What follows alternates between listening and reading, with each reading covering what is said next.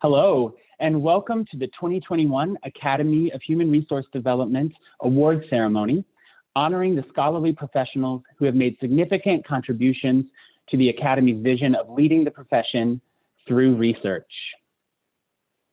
My name is Joshua Collins, and I will be hosting today's ceremony. I am an Associate Professor of Human Resource Development at the University of Minnesota and a member of the AHRD Board of Directors, currently serving as the Chair of Awards. We have a lot of celebrating to do today, so I want to move into that as quickly as possible. But first, I would like to play a short video for you with a welcome message from the Board of Directors.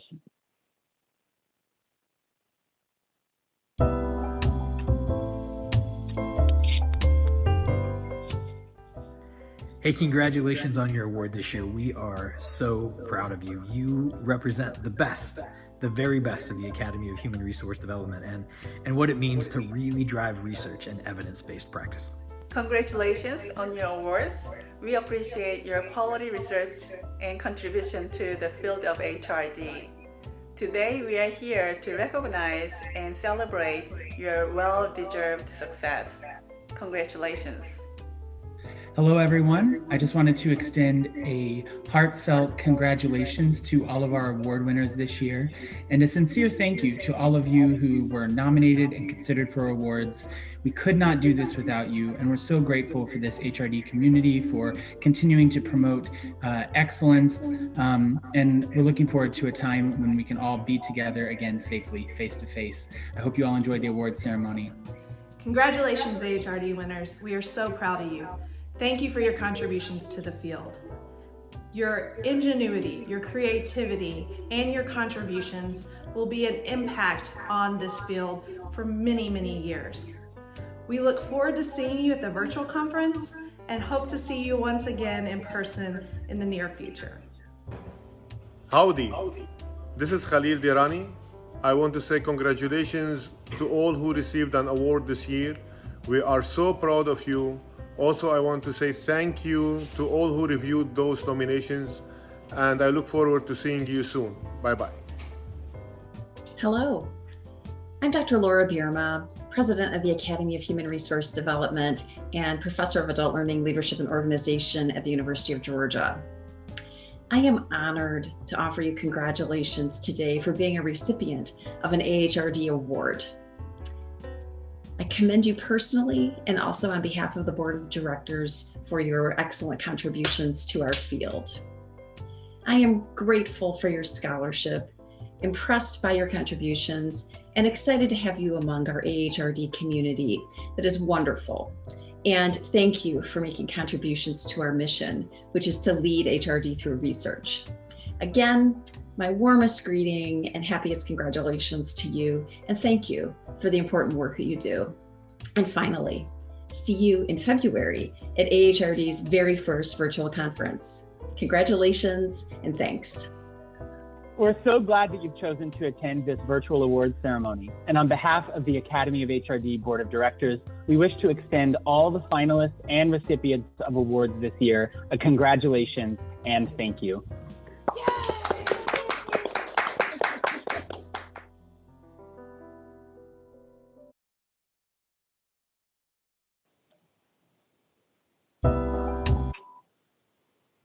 All right, what a wonderful way to start off our awards ceremony. I do apologize for the feedback right at the beginning, but I hope that you were able to enjoy that video nonetheless. And I do, before we move on to the presentation of our first awards, I would like to take a moment to recognize Ozzie Crocco of Louisiana State University and recently elected board member for creating that video. So thank you very much, Ozzie.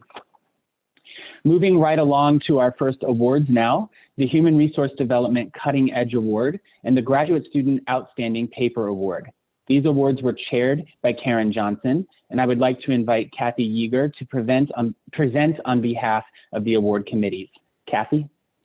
Thank you, Josh. I am the proceedings editor for the conference this year and presenting on behalf of Karen, who is unable to be here today.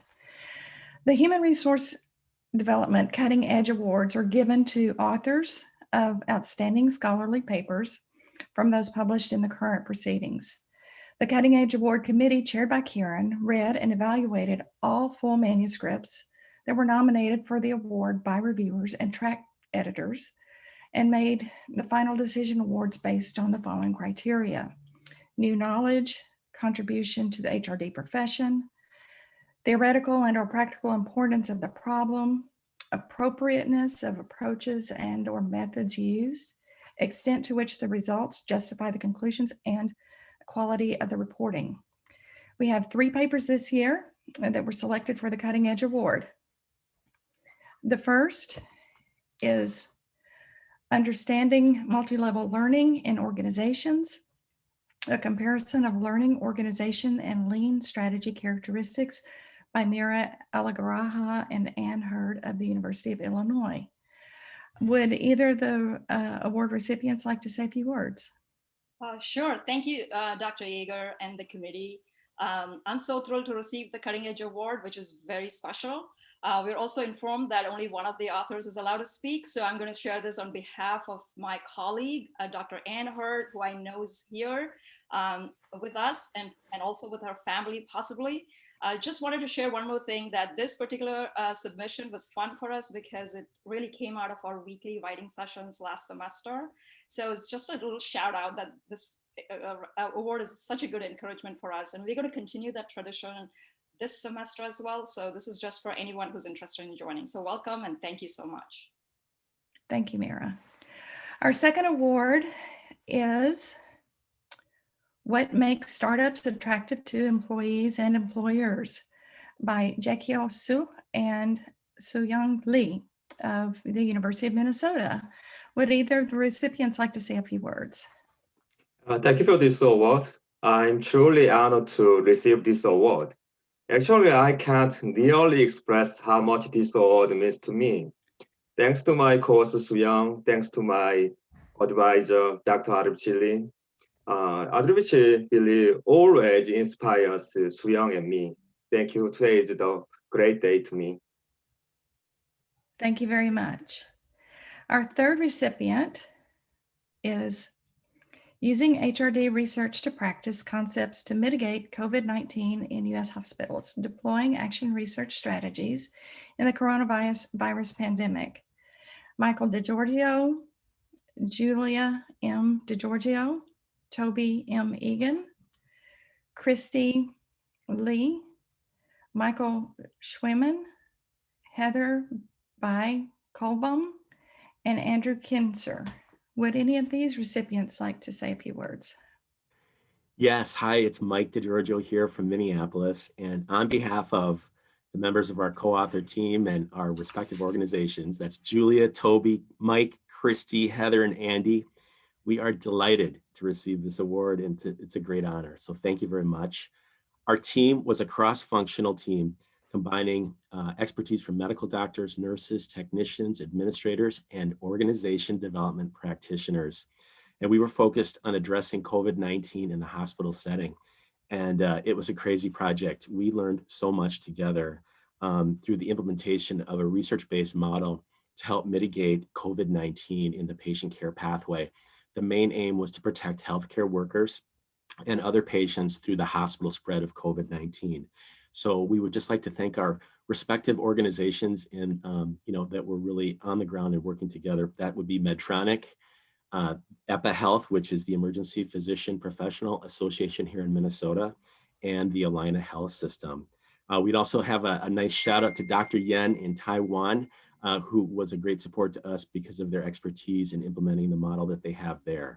So we sincerely appreciate your recognition of our collaborative work together. Thanks, AHRD. Thank you, and congratulations again to all of the winners. Much well deserved.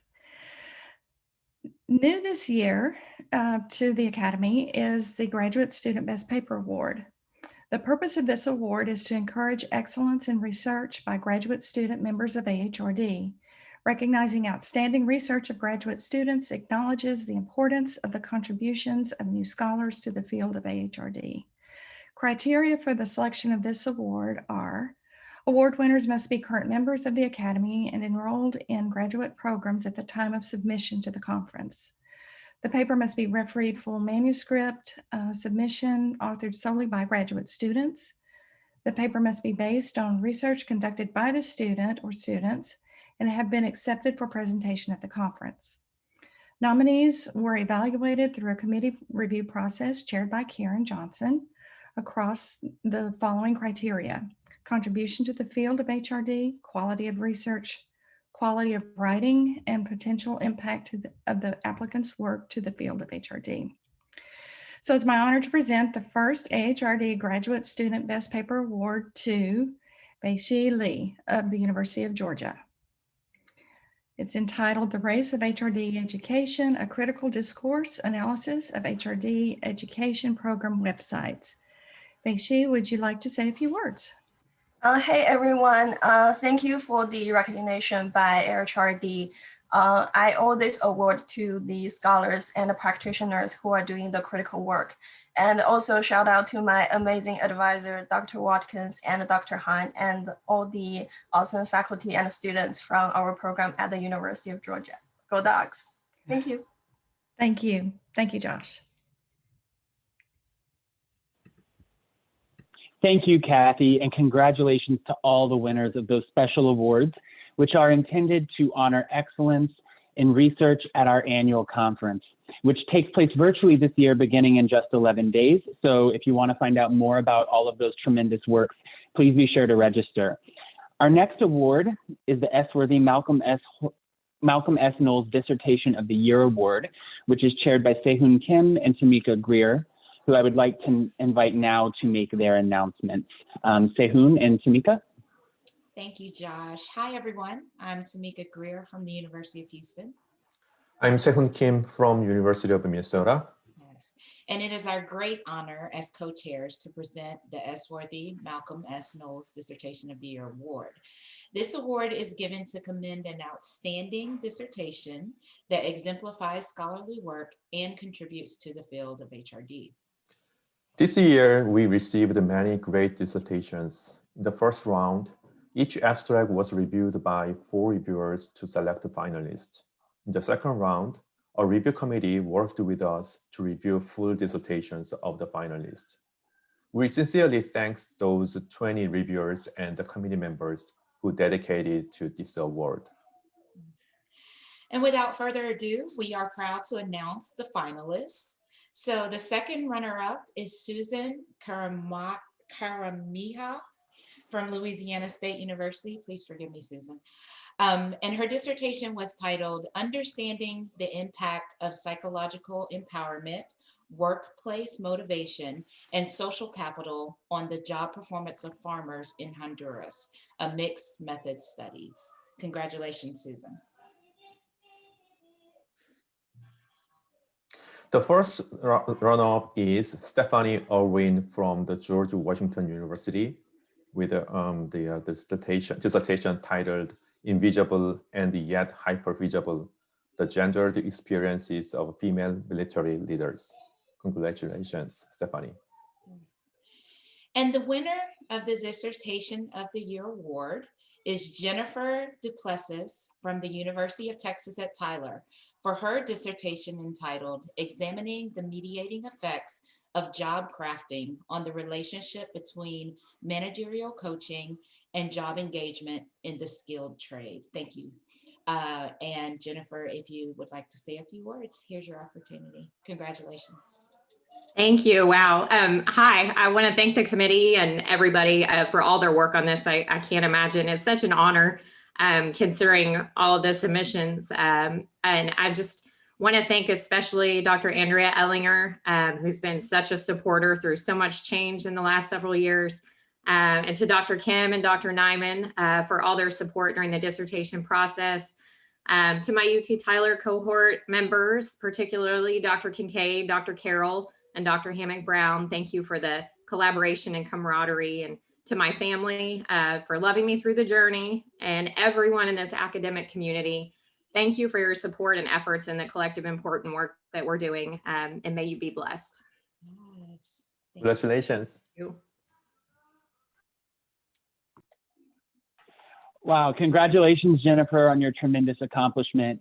And congratulations also to Stephanie and Susan for the recognition of your hard work that I know goes into producing a dissertation. I cannot wait to read your amazing research and to continue to follow your contributions to the field of HRD.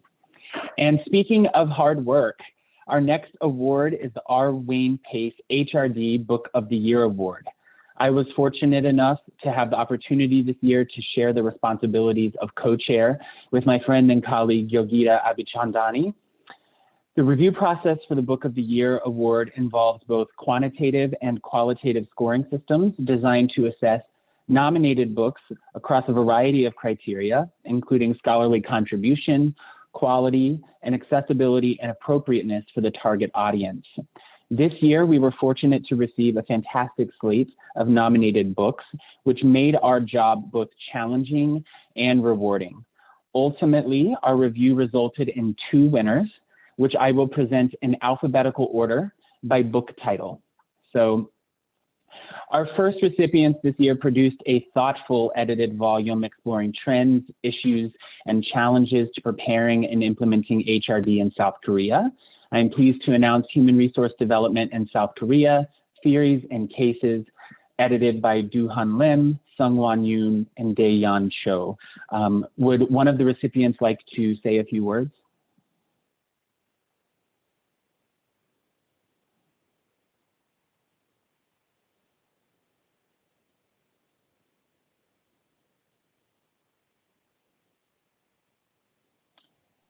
Our second recipients this year put together, we have, yes. Do you want to say a couple words? Yes, good morning, everyone. I'm extremely honored to be receiving the R. Wayne Pace HRD Book of the Year Award. Before I talk any further, I should mention that my 2 other colleagues, Drs. Sung-Won Yoon and Dae-Yeon Cho, who are co-editors, will also be honored to receive this award this morning. Well, winning this award would not have been possible without the contributions from all 33 collaborating authors in different continents, for whom I have the deepest respect and esteem for their hard work and academic rigor. I also sincerely thank the Korean SIG for their continuous support and encouragement to start the journey of writing and editing this book. So I can proudly hold up this award as a mark of our collective achievement. Again, 감사합니다. Thank you, Academy, for giving this prestigious award. Thank you. Thank you. Our second recipients this year put forward an innovative title which focuses on highlighting the visibility and contributions of Black professionals to many of the industry and organizational contexts that human resource development professionals find themselves. I'm pleased to announce Minnesota's Black Community in the 21st Century, which was edited by Anthony R. Scott, Charles E. Crutchfield III, MD, and Dr. Chanda L. Scott. Would the recipients like to now say a few words? I'll go first. I'm very excited on behalf of Minnesota's Black Community Project to accept this award, and myself as a member of the Academy of Human Resource Development. I think our book is timely and it highlights so eloquently what HRD and career development looks like in Minnesota. Again, I want to thank the Academy for this award. I want to thank you for your continued leadership in the field of HRD and your commitment to diversity and social justice. Thank you, Chanda. I'll go second real quick. Thanks, Chanda. I also want to thank the Academy and also thank the Scott family for creating such a spectacular history of Blacks in Minnesota, both in the 20th century and now carrying it into the 21st century. So thank you so much for the award. Thank you.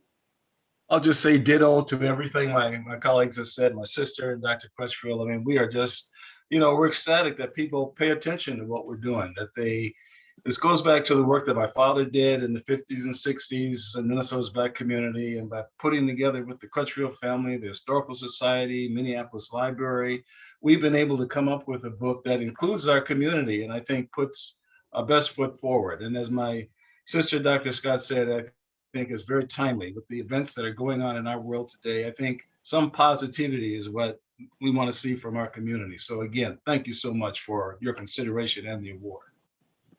Thank you. Yes, thank you, all three of you. I couldn't agree more with your sentiments, and congratulations. Congratulations to both recipients of this prestigious award. It was truly a pleasure to review your books, and I look forward to continuing to follow your work. Next, I would like to invite Sewon Kim to present the Richard A. Swanson Research Excellence Award on behalf of Human Resource Development Quarterly. Sewon? Yes. Hi, everyone. Begun in 1995, the Richard Swanson Research Excellence Award is awarded each year by the Academy of AHRD.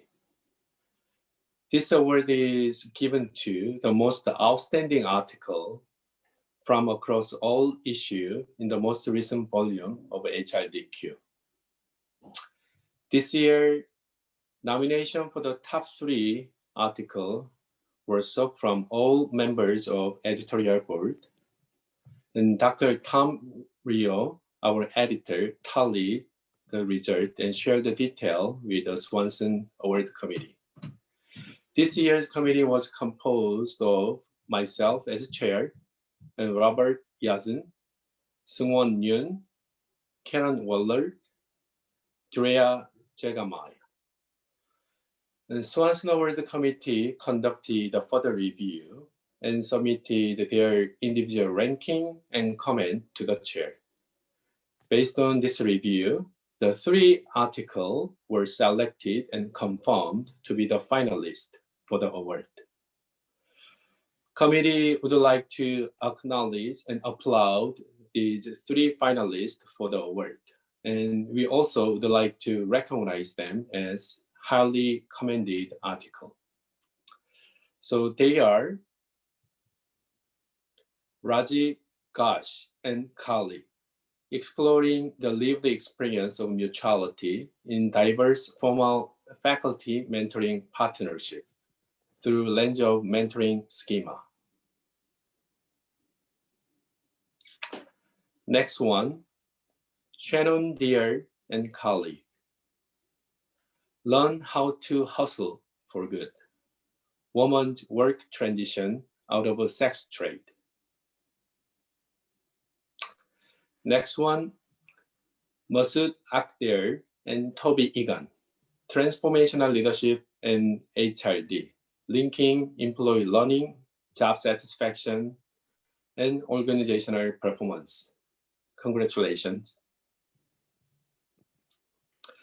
And the winner of Richard Swanson Research Excellence Award 2020 is Masood Akhter and Toby Egan, Transformational Leadership and HRD, Linking Employee Learning, Job Satisfaction, and Organizational Performance. Congratulations.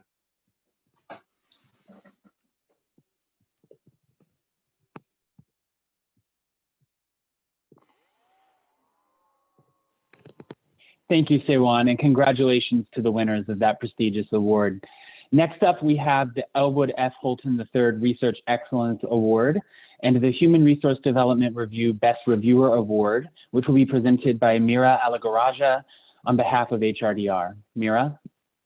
Thank you, Josh. The Elwood Holton Research Excellence is awarded for the outstanding refereed article published in HRDR.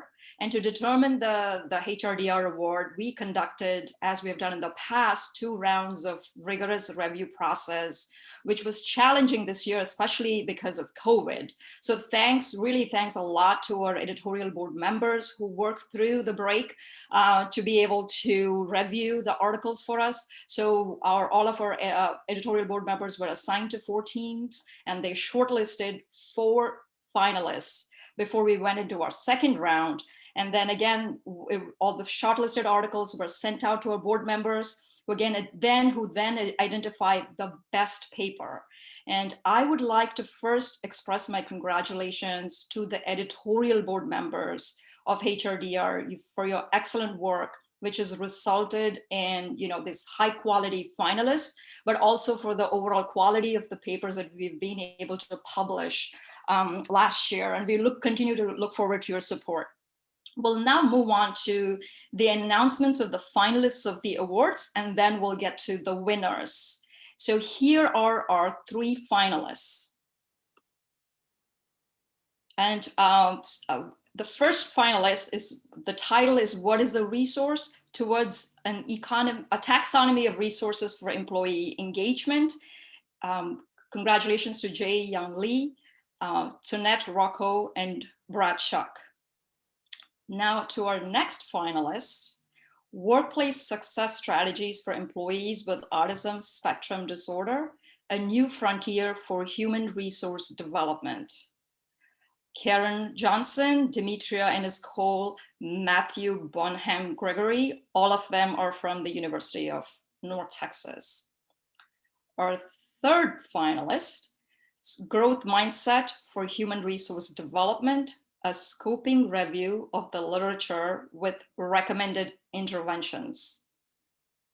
Sujong Han and Vicky Stiha from Boise State University. And finally, the HRDR Research Excellence Award goes to Christy Keppel, Robin Grenier, and Emma Bjornkard Bassain for their article titled "The F Word, the Role of Women's Friendships in Navigating the Gendered Workplace of Academia." Congratulations to the winners, and I will turn this over to the recipients of the award to share a few words with us. Hello, everyone. Thank you so much. On behalf of myself, Dr. Robin Grenier, and Dr. Emma Bjorngard-Bassain, I would like to thank AHRD and HRDR for this huge honor of receiving the Elwood F. Holton III Research Excellence Award. We are really grateful to the journal editors for their feedback. It was truly a model of how editorial feedback can improve the quality of the paper. The editors encouraged us to bolster our theoretical framing of women's friendships in academia, and that really empowered us to be bolder with our contentions and resulted in a much better paper. And we're so delighted to see how this paper has resonated with so many women who have subsequently shared with us their stories of friendship, helping them to cope and even thrive in the workplace. So we look forward to continuing this work. And once again, thank you so much. We're in great company here. And I would like to quickly let Emma and Robin say a quick thank you too. I just wanted to say thank you so much for this award. I am so grateful to my friendship with both Christy and Robin. So thank you. And yes, I too would like to just say a brief thank you to the Academy and to HRDR and to all the great friendships that I've made in the Academy. Thank you very much. Thank you so much to the team. Congratulations again. And we'll move now on to the HRDR Reviewer of the Year Award.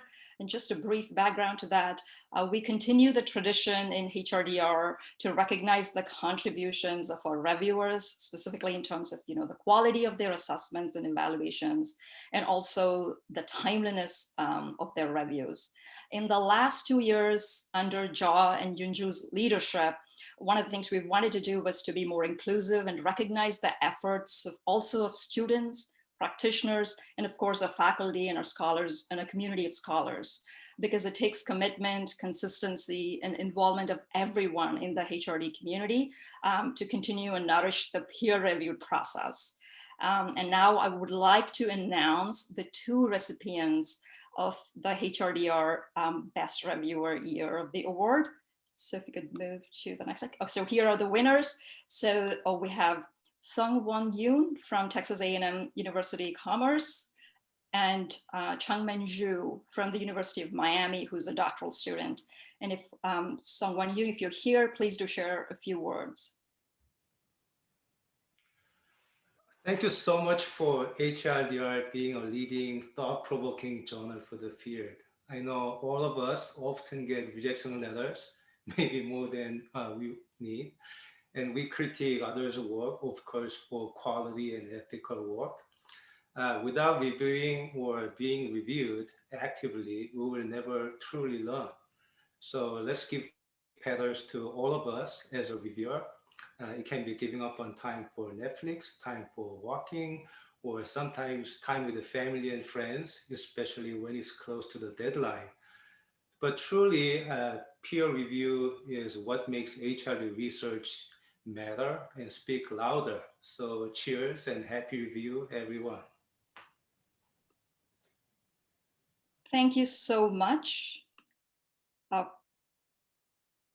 All right, so we haven't received a confirmation from Chong Manju. If she's here, so I'm ready to move on to our next part of the recognition in HRDR. I'd like to turn this over to our current editor of HRDR, Yunju Cho, for the next recognition. Thank you so much. Hey, I'd like to recognize outgoing editor Jia Wang.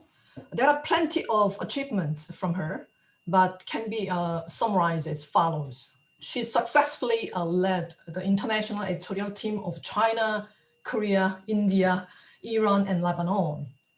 And she promoted HRDR's international reputation by teaching how to publish non-empirical research articles in all 3 regional AHRD conferences.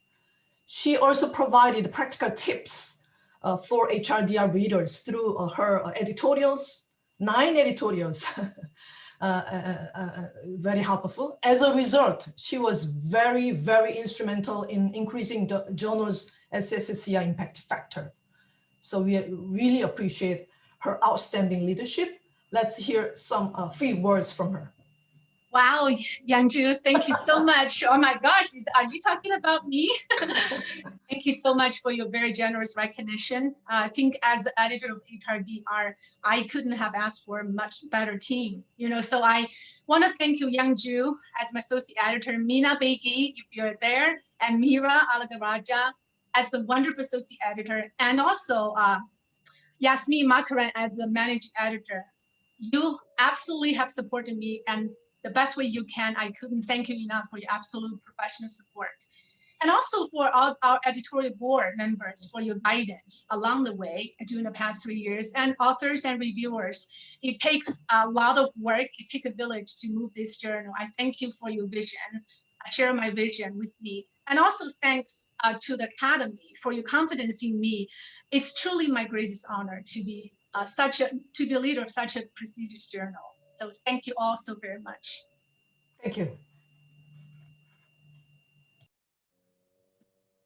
Thank you, Jia, Yanju, and Mira, and congratulations to the award recipients. It's always great to see our scholarly community recognizing work at all the essential levels that sustain our world-class journals as authors, reviewers, and editors. So thank you again. Our next award is the Monica M. Lee Research Excellence Award, which will be presented by Jessica Lee, editor of Human Resource Development International. Jessica. Thank you, Josh. Well, it is my utmost pleasure as the editor-in-chief of Human Resource Development International to announce this year's Monica M. Lee Research Excellence Award.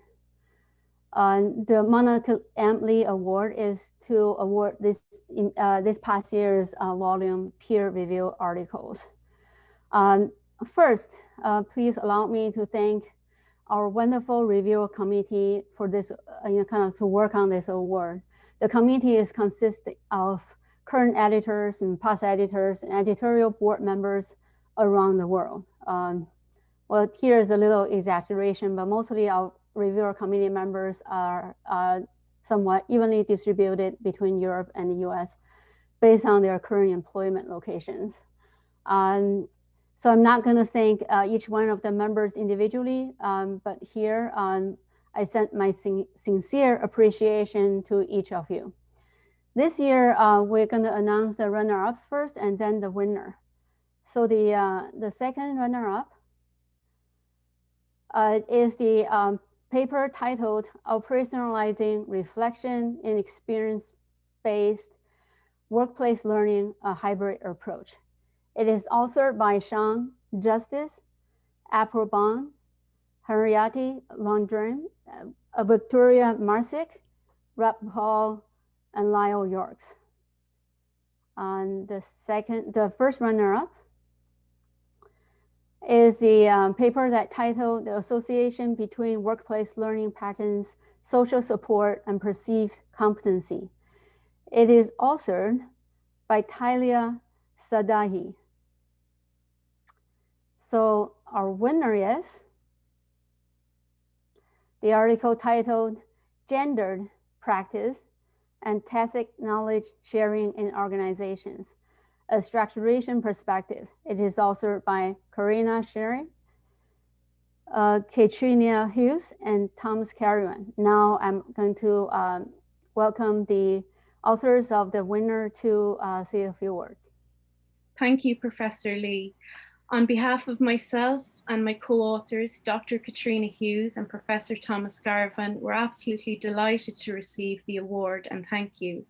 We'd like to thank the Academy of Human Resource Development and specifically the HRDI journal members. We'd like to thank Professor Lee and Debbie Hrubick for their support along the way.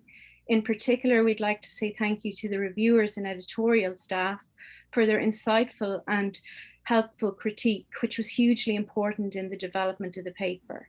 We'd like to say a very particular thank you to the editors of the special issue, Professor Jamie Callahan and Professor Carl Elliott.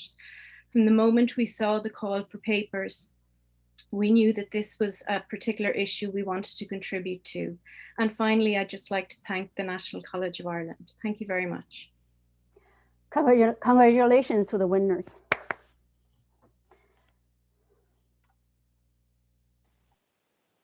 Thank you, Jessica. Congratulations to the recipients and the finalists. Last but most definitely not least among our journal awards is the Advances in Developing Human Resources Outstanding Issue Award.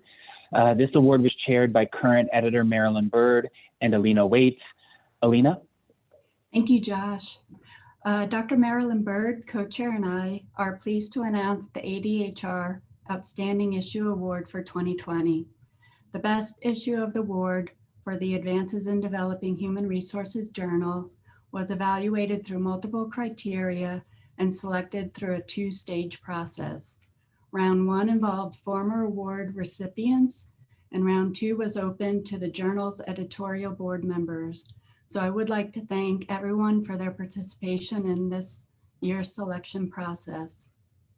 The recipient of the 2020 award is volume 22, issue 4, titled The Impact of Resilience in Developing Individual and Organizational Capacity to Bounce Back from Challenges, with guest editors Dr. John Mendy and Dr. Matisse Ball.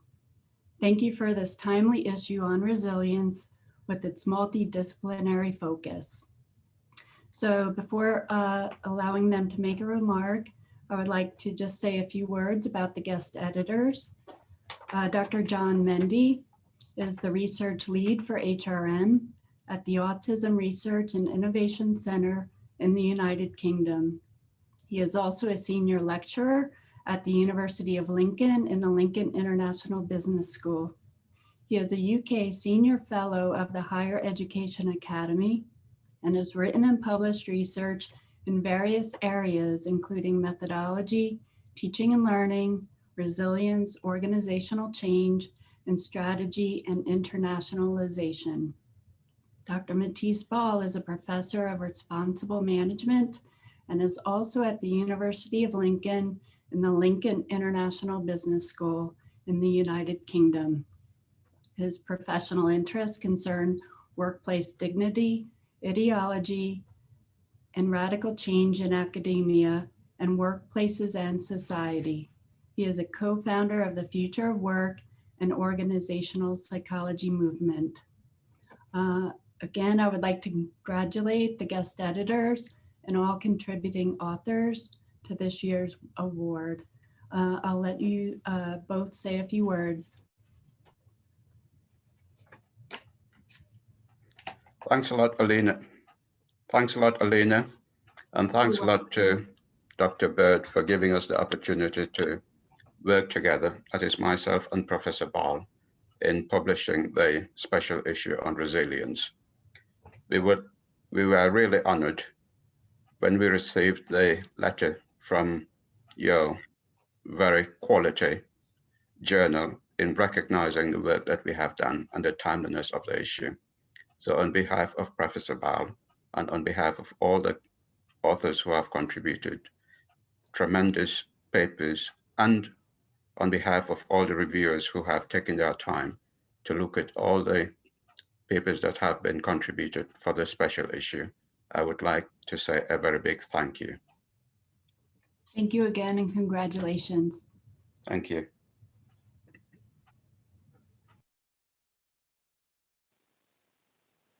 A very worthy recipient of that award indeed, and how relevant to be talking about resilience in our organizations at this time. It certainly highlights the importance of connecting our research to practice and using our skill sets to help leaders and learners face challenges of contemporary organizations. This is also at the heart and the spirit of our next award, the Excellence in Scholarly Practice Award, which will be presented by Darren Short. Darren? Thank you so much, Josh. I had the honor of chairing the award committee to review the nominations for this year's Excellence in Scholarly Practice Award, which recognizes exemplary scholarly practice through applying theory and research within organizations. For this award, the bar is set extremely high, and I'm delighted to report that this year we received 2 nominations that easily met that standard. The challenge for the award committee was therefore to decide between 2 strong nominations, which wasn't an easy task, and I'd like to thank everyone on the award committee for the time and work they put into that process. First, I'd like to announce the nomination that was selected as a finalist. This submission was truly remarkable and described an intervention related to COVID-19 that began within 30 days of the start of the pandemic and used literature and evidence-based action research to impact the daily practice of 20 organizations, growing to now nearly 100. The recognition as finalists goes to the team shown on the slide. You heard from Mike earlier, but congratulations to Mike DiGiorgio, Julia DiGiorgio, Toby Egan, Christy Klee, Michael Schwem, Heather Bai-Kalbaum, and Andrew Kinzer for using HRD research to practice frameworks to mitigate COVID-19 in US hospitals, deploying action research strategies in the coronavirus pandemic. Well done to all of you. Next, I'll announce the recipients for this year's award. The winning submission described a process of frontline employees identifying and defining business challenges and then pooling their thoughts and experiences through facilitated discussion before looking at how peer organizations handle similar challenges. And finally, transforming the shared knowledge into an implementable response. The submission highlighted the challenges of working with stakeholders and the barriers to overcoming resistance, as well as the benefits of organizations seeing results and becoming passionate about implementation. This year's winners are Roland Yao, Jessica Lee, and John Stubbs for their submission. Let the problem do the talking, fostering team learning through purpose-driven and structured knowledge sharing. And I'd like to invite Roland to say a few words, and congratulations to you and your team. Thanks very much, Darren, and greetings from Saudi Arabia. My name is Roland from Saudi Aramco, and I'm very pleased to receive this award on behalf of the team. Collaboration with external academics and internal expert practitioners is key to translating theory to practice. And on this occasion, I'd like to acknowledge my wonderful co-authors for their support and contributions. Jessica Lee from the University of Illinois at Urbana-Champaign, and Ryan Stubbs, my colleague from Saudi Aramco. I would also like to thank Mike Marquardt, George Washington University, for endorsing our entry, and Jeff Gold from the Leeds Beckett University in UK for his advice. Congratulations, team, and to the judges, many thanks for recognizing our efforts. Thank you so much.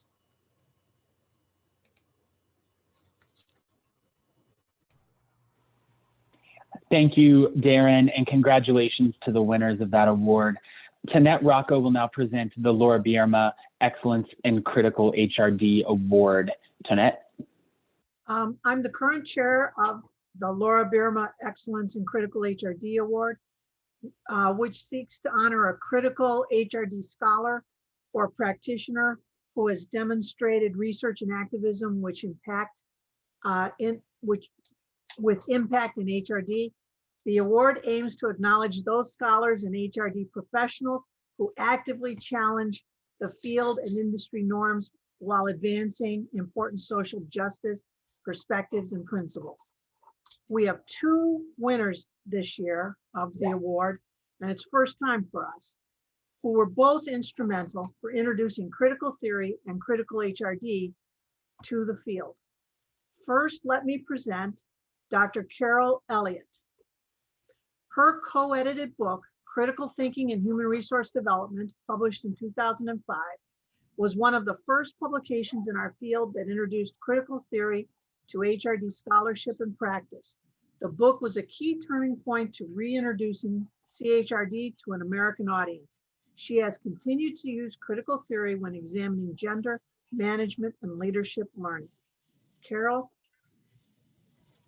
Thank you very much, Tonette, for announcing the award, and thank you to everybody who nominated me and supported me and the panel of judges for this award.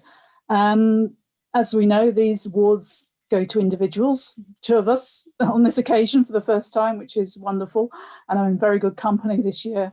But really, I really have to thank everybody who's helped me along the way. So I couldn't have done it without the mentorship, without the colleagues who I work with, many of whom are in this room or in this presentation award ceremony today. So thank you to all of you. It would be a very lonely enterprise to do this work around critical HRD by myself. I just couldn't have done it. So thank you to everybody in the Academy, and also, of course, the Academy sister organisation, the University Forum for HRD. I'm really honoured.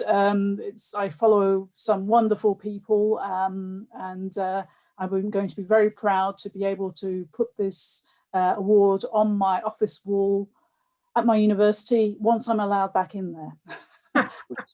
Who knows when that will be? But thank you all once again, and thank you for everybody who has supported me along the way and continues to support me. The work continues. Thank you. Now let me introduce Dr. Tara Fenwick, who first used the term critical HRD in Towards a Critical HRD, published in Adult Education Quarterly in 2004. To my knowledge, this is the first instance of CHRD being discussed as a specific concept. In this paper, she presents principles common to CHRD, regardless of the critical perspective or orientation of the theorist, which serve as the basis for 4 dimensions of CHRD. She further develops the concept of CHRD over her career. Is Tara with us? Yes. Yes, thanks, Tonette. I have to say, I am very, very proud to accept this award, which is particularly meaningful to me at this later stage of my career. And I'm humbled to be a part of all this wonderful research being honored here today. I would like to say the AHRD and the journal editors here deserve accolades for promoting critical science in the field of human resource development. I will recall early days when articles using critical theory were actually rejected in some academic journals of HRD.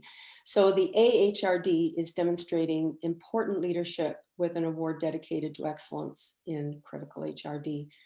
Many thanks to the AHRD and to Tonette Rocco and her committee for the honor of this award.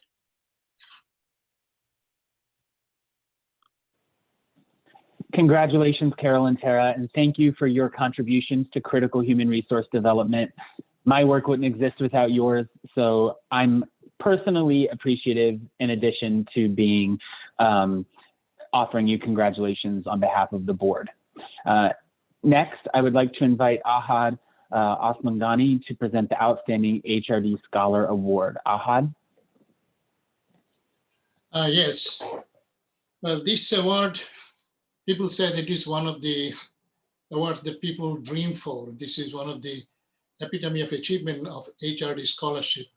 This Outstanding HRD Scholar Award is presented to an individual who has demonstrated a continuing record of scholarly productivity and influence in the profession.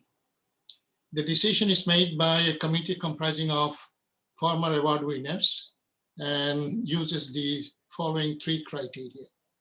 Number 1, continuing and substantial contributions to research in HRD, evidenced by research articles and other scholarly publications.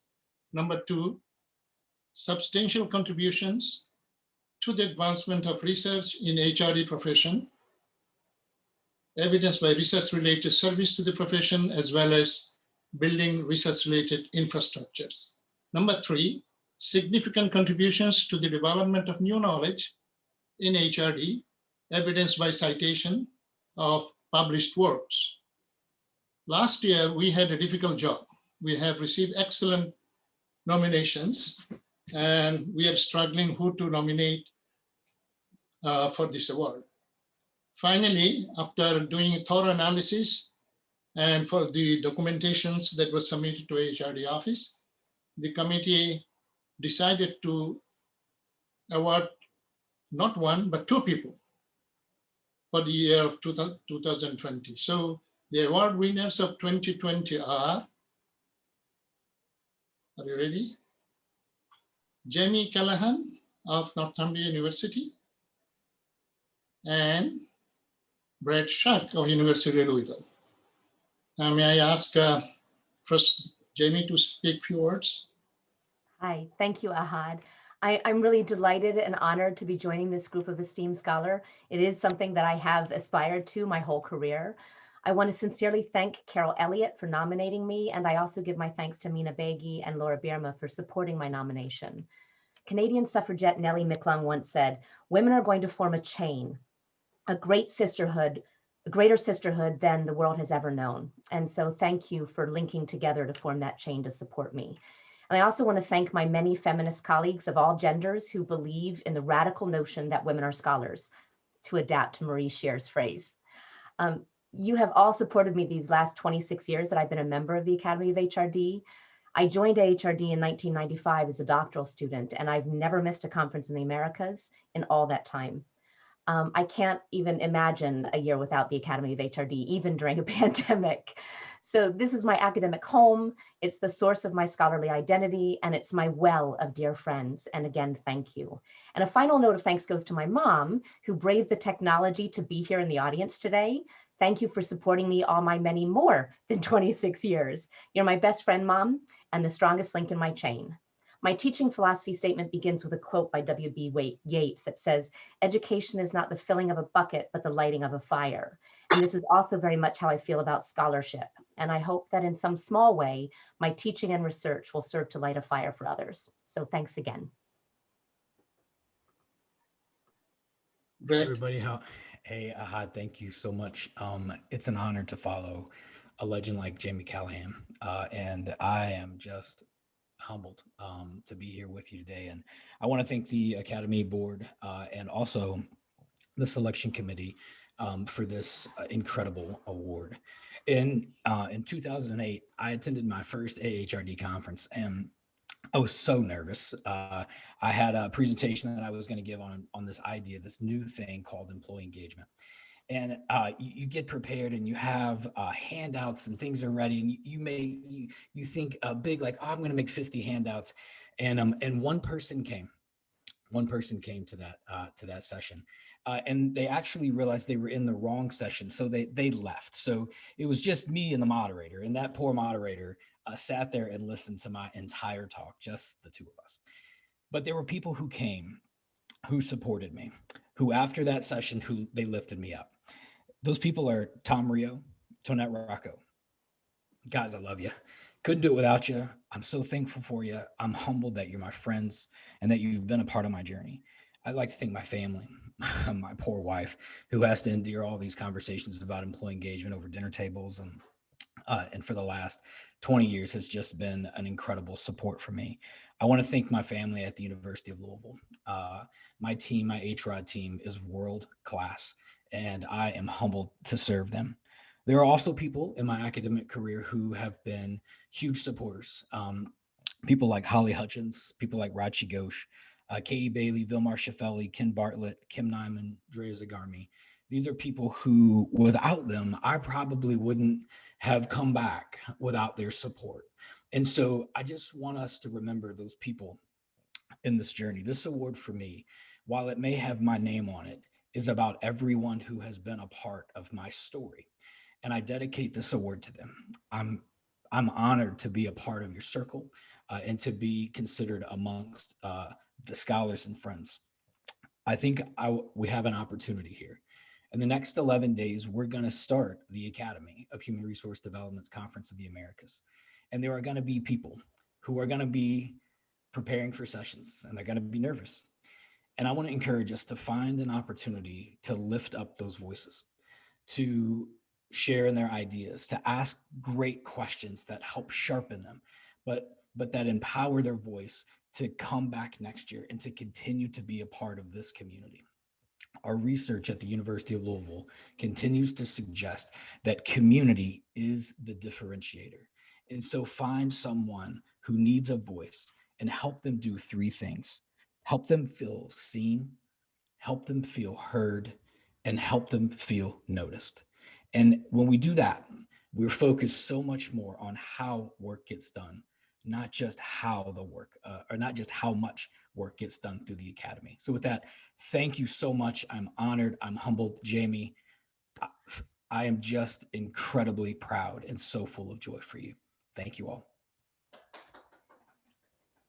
Congratulations to both of you. Thank you. Josh?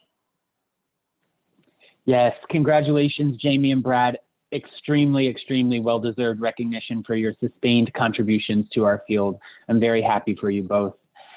Our final act today is to announce inductees into the AHRD Scholar Hall of Fame. This recognition is chaired by the AHRD president, currently Laura Bierma, and the committee consists of previous inductees. The AHRD Scholar Hall of Fame is presented to scholars in HRD and related disciplines who have made enduring contributions to the Academy's mission of leading HRD through research. This year, there will be 2 inductees into the Scholar Hall of Fame. They will be announced by members of our scholarly community who compiled and submitted their nomination materials. I would like to first invite Carol Elliott to announce today's first Hall of Fame inductee. Carol? Thank you, Josh. I'm thrilled to announce the name of this year's, one of this year's winners of the Hall of Fame Award.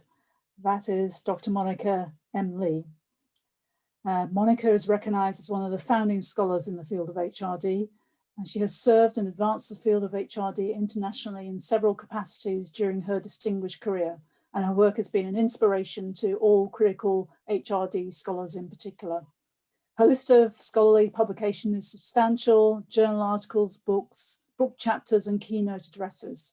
Each has proved to be a rigorous and thoughtful contribution to the field and to the foundation of critical studies in HRD particularly. Monica receives the Hall of Fame award not solely on account of her research publications, it is also her practice. Central to her practice has been a commitment to the development of future scholars in the field.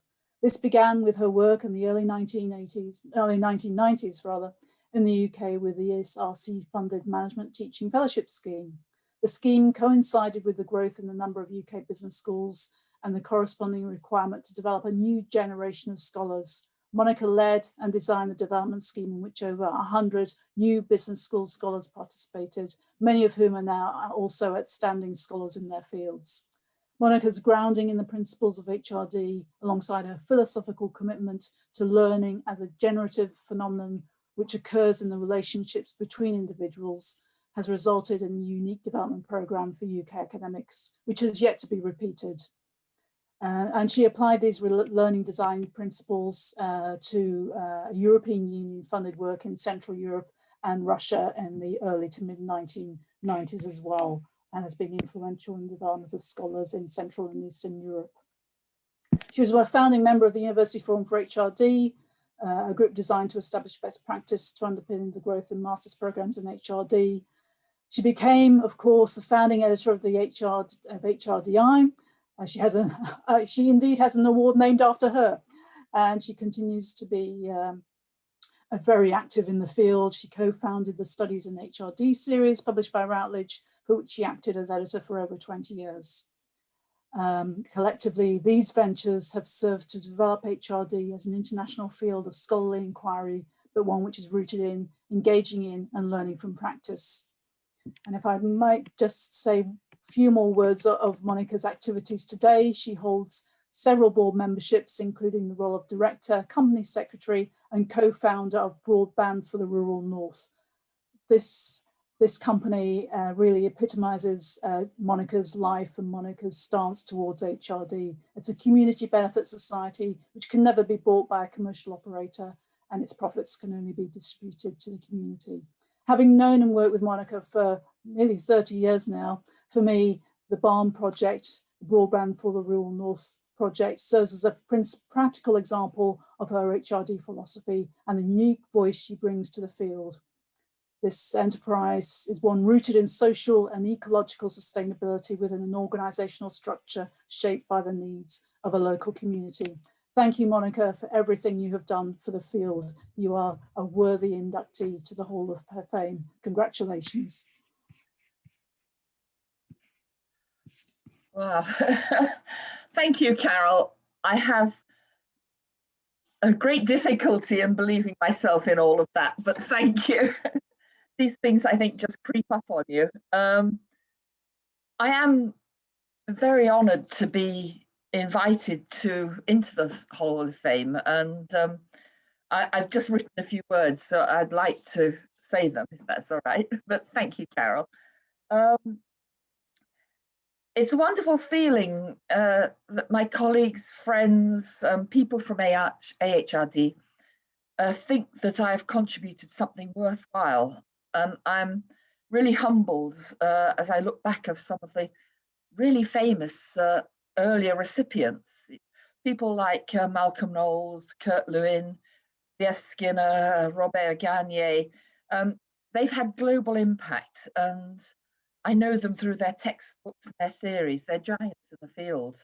And more recently, I see people I know of as colleagues, people with enormous standing that I respect deeply. You know, Gary McLean, Karen Watkins, Darlene Rousseff, Victoria Marsick. I mean, to be considered worthy of being alongside them and following their footsteps is just amazing. It's amazing from a personal point of view, but it's also amazing to me as I think it represents a shift in the field in two ways, and the shift has been happening steadily.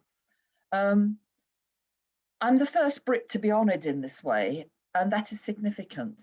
Tom and I are the first non-US people, I think, to be honoured in this way.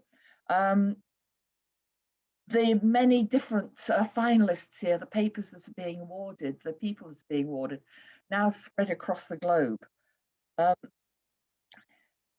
AHRD is spreading its wings, and Gary's lifelong dedication and focus on internationalism, building international links and recognising their importance is now evidenced as it becomes core of HRD. That is wonderful.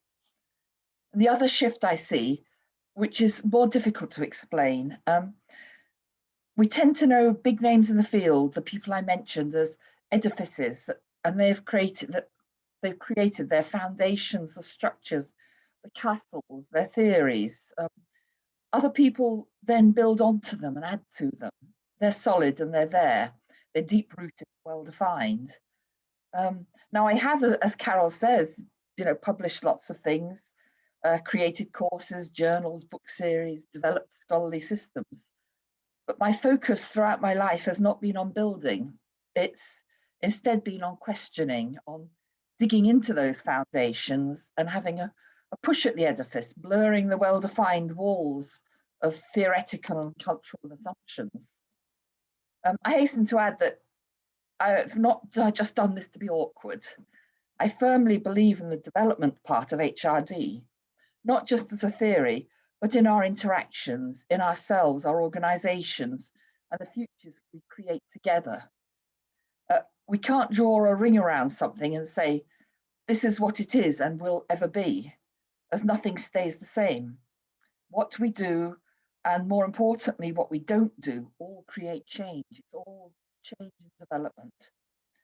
Any of you who are my Facebook friends, poor things, will know that I'm quite vocal in my views. I have been told many times that this is unprofessional, that I should keep politics out of my professional life. But I don't see it that way. I don't follow a particular political party, and I'm not political in that sense. But I do hold strong moral views on what we should expect from our leaders, how we should treat others and the world we live in, and so on. And I firmly believe that to do nothing is to endorse the situation we find ourselves in. It's as bad to do nothing sometimes as it is to do something. So for myself, I can't split the professional and the personal in that way. This does not always make for an easy life, and I'm sure that for some, I should be in the Hall of Infamy rather than in the Hall of Fame, but so be it. So the second bit of the shift I refer to and find so welcome is a wider view of what HRD might encompass. We've shifted our view of HRD. And we're now leaning towards critical thinking and questioning, looking at issues of ethics and equality, looking towards the world in which we want to live and which we will inevitably co-create. There are now so many senior members of AHRD adopting and recognizing different ways of thinking and being, and a groundswell of new members exploring these. Early in my career, as I crossed the pond to AHRD events, I often felt as if I stood a bit outside the walls of the castle looking in. I find it really powerful that these walls are becoming permeable boundaries. It seems to me that AHRD has embraced the idea that there might be value in critical and holistic developmental approach to the field. Despite these horrendous times, I feel positive about the rigorous and the vigorous nature of our research community. And I feel truly honored to be part of this. Thank you. Congratulations, Monica, on that extremely well-deserved honor. And thank you for those wonderful words, which I know mean a lot to me and resonate with me, and I'm sure they do with many others. I will now invite Gary McLean to talk about today's second Hall of Fame inductee, Thomas Garavan. Induction into the HRD Scholar Hall of Fame indicates that Tom Garavan has reached the pinnacle of success as a scholar in HRD. I hold him in the highest esteem. Let me share some of the many reasons why I see him as outstanding in our field. Everyone in this audience should be aware of Tom's extensive publication record with 185 journal articles, including publishing in each of the AHRD journals, 16 books, 26 book chapters, and 6 monographs. He has also extended the reach of HRD by publishing in numerous non-HRD journals. He has a Google Scholar H index of 64. And if you're familiar with the H index, you know that that's an amazingly high score with over 16,000 citations. He has received numerous awards for his publications. He also received the Emerald Best Editor Award for his outstanding editorship of the European Journal of Training and Development. Tom takes a developmental and caring perspective in his editorial role, especially for emerging scholars. Tom is currently Professor of Leadership Practice at University College Cork, Republic of Ireland. In addition to his classroom teaching, he has successfully graduated 46 PhD students. Administratively, he performed Associate Dean and Research Director roles during his 31+ years in academia. He has also served in major roles in professional organizations. He is currently in his second term on the AHRD Board of Directors. He has actively participated in the University Forum of HRD and was twice the chair of UFHRD conferences. As a result of his outstanding professional contributions, Tom received the AHRD Outstanding Scholar Award from the Academy of HRD in 2013. There are so many more things I could share if given more time. I am thrilled to welcome Dr. Tom Garabon into the HRD Scholar Hall of Fame. Congratulations, Tom.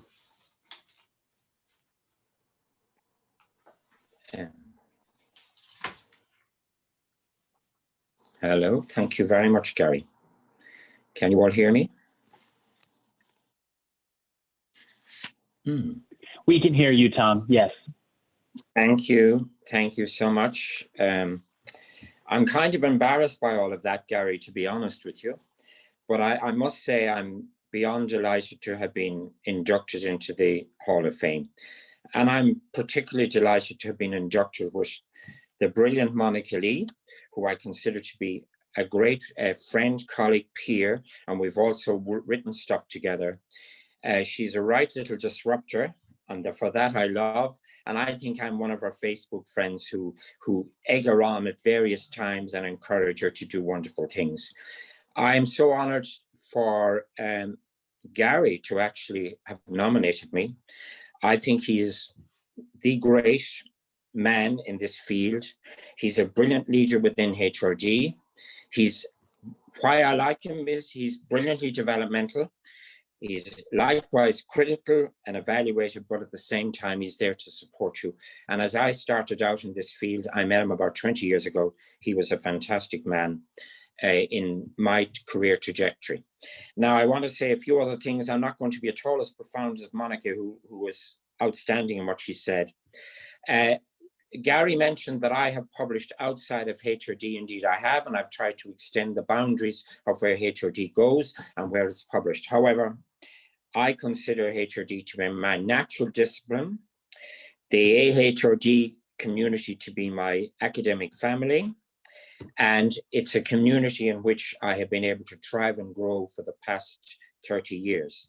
And what's been most wonderful about all of this and the whole situation within the Academy and within the HRD discipline is the opportunity to collaborate and to collaborate with really outstanding co-authors.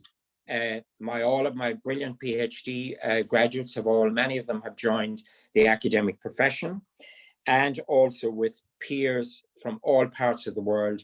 And in fact, I've come to the conclusion that publication research is really a team game. It's a team process. And I consider that to be a very fundamental piece of what I do and my mentorship and my role in encouraging others. In terms of my role as editor of European Journal of Training and Development, I'm delighted to say I'm now a co-editor with Dr. Ronan Carberry, who's part of my current academic family in UCC. And it has been our mission down through the years not to work against what all of the AHRD journals, but to work with them and to be developmental and to give great support and encouragement to all young scholars who want to put their research out there and to get developmental and positive feedback. And many times we've gone through lots of rounds of review to get the paper over the line, but that's our modus operandi, and we will continue to do that. I can say that the field has most definitely arrived. I know 15 years ago, maybe 10 years ago, I had some discussions with superb people in this area that we weren't well respected outside of the HRD discipline, and that other disciplines didn't think we were rigorous enough, or around they were, because I think the field has grown exponentially within other fields. And I'm thinking of Jamie and Carol and a number of other people who've won awards today who've really spread the news about HRD, critical HRD, and of course Monica, and have published in other areas and have shown that HRD is as rigorous and as fine a discipline as any others. And for that, I'm really grateful. I know I've made a small contribution to ensuring that that's the case. However, we as a community have made the biggest contribution of all in terms of ensuring that the Academy and what HRD is about is out there and is respected in the wider HRM fields, who often look down on us a little bit, and in other areas that we are now, they're equal, and that's very important. In terms of personal thank yous, I want to thank all my colleagues in University College Cork, my colleagues in the National College of Ireland, where I'm a visiting research professor, my colleagues in UPM in Malaysia, where I do some work, and also all the other wider PhD community, some of who are in here today listening to me ramble on, and who have been supportive of me. And I want to thank my peers in particular, and my family, and those who've encouraged me. So I've learned that research can sometimes be a very lonely journey, but if you have good supportive people around you, you will make it. And I have to say, when I've heard that I'd won this, I had a real great sense of deja vu. I said, is my career over? But I've come to the conclusion, no, it's not. I'm into the next phase of it, and I intend to continue and to do what I've done up to now. And I look at all the wonderful people who Monica listed out, who have become part of, who have been selected into the Hall of Fame. And I can say I'm truly honored to be part of that. And thank you very much. Thank you and congratulations, Tom. Truly well deserved. And that concludes the 2021 Academy of HRD Awards ceremony. I would like to thank all of you again for attending, the chairs, the committees, nominees, recipients. Thank you for your continued contributions to this organization and to our field. I would like to invite everyone on the call to please consider sticking around for the annual meeting, which will immediately follow this awards ceremony here in Zoom. We're going to take a 5-minute break before we transition to that, but hoping to see you there. Thank you. Stay safe, stay healthy, and I'm looking forward to connecting with all of you virtually at the conference and again in the future face-to-face. Thanks.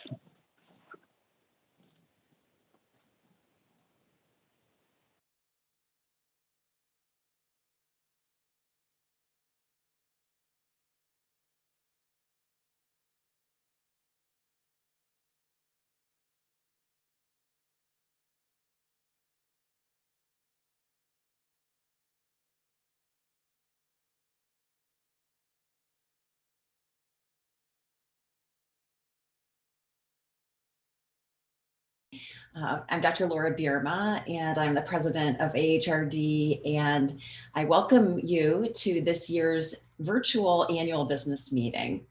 And before we begin, I just really want to extend my congratulations to all of our award winners today, to the finalists, and my appreciation to everyone who worked on the awards committees to ensure that we are doing what Brad Shuck, Dr. Shuck, one of our outstanding scholars, said, that people are seen, heard, and noticed. And we see you, we honor you, we really appreciate your contributions to our field. So thank you so much. I also want to thank Josh Collins for all of the work that he has done to put together the awards ceremony. And to our board, because this is our very first virtual annual meeting brought on by the COVID-19 pandemic. And before we begin, I guess I want to quote my favorite quote of Tomika Greer of late. Dr. Greer is on our board, is that the pandemic has forced us to do things that we should have done years ago. And certainly moving into new platforms and learning new things is what we are all about. So welcome to our virtual annual business meeting.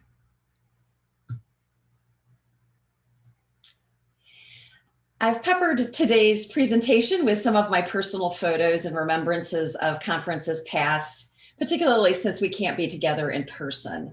And these are conference photos, board meetings, keynote speeches, and of course, some UGA students and alumni and faculty. And this is a community many of our award winners today said is their academic and professional home. And it is my hope as the president that we can continue to have this spirit of community in our midst. So here is our agenda for today, and I'm going to give you sort of the 40,000 foot view of what's going on in AHRD. We have our board members and committee chairs as panelists, and when we move into our question and answer period, we'll have a chance to invite them to speak if there are questions for them.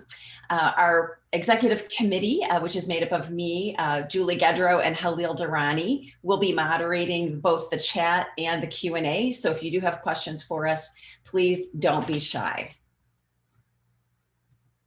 So before we move into our agenda, again, some photos from our 2018 conference in Richmond. And some of these are especially dear to me because they have the late Dr. Jerry Gilley in them. And these are my only photos of him. And we miss him very much in our community.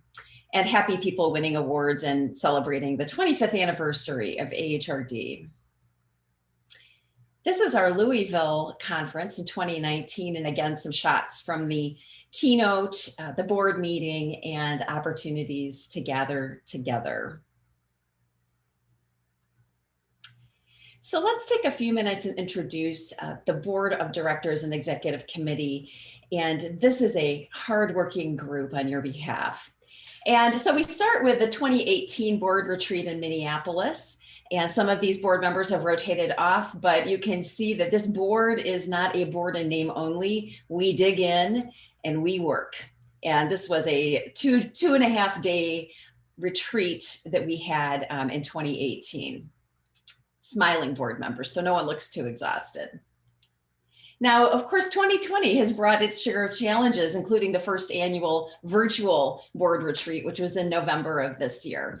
And I'm pleased to say that it worked pretty well, and I feel like we got a lot done, and I appreciate the boards humoring our Zoom time. So here are our esteemed board members. And as I mentioned, this is an active working board, and every person on this list is an amazing contributor to the board. They are friends, they are colleagues, they are our peer scholars. And so I appreciate each one of these people. Please thank them for the work that they're doing on your behalf and what has been a particularly challenging year to lead a nonprofit organization such as AHRD. So thank you, board. Here we are again, some different cameos at our retreat. We had a good time. I also want to introduce the executive committee. When you become president-elect, it is a 6-year commitment. So the president-elect, who is right now Halil Durrani, is the conference chair for the 2 years as president-elect. Then you become president, and then you are past president. And Julie Gedrow is in that role right now. And I rely heavily on Halil and Julie for consult, for decision-making, for preparing for our board meetings, and moderating today. So thank you both for your leadership and special commitment to the presidency of AHRD. This is our 2020 board meeting in Atlanta.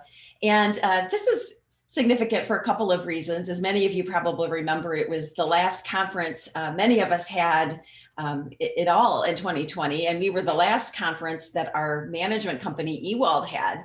And unfortunately, we can't gather in person this year, but we are virtual this year so that we can hopefully be together in the near future.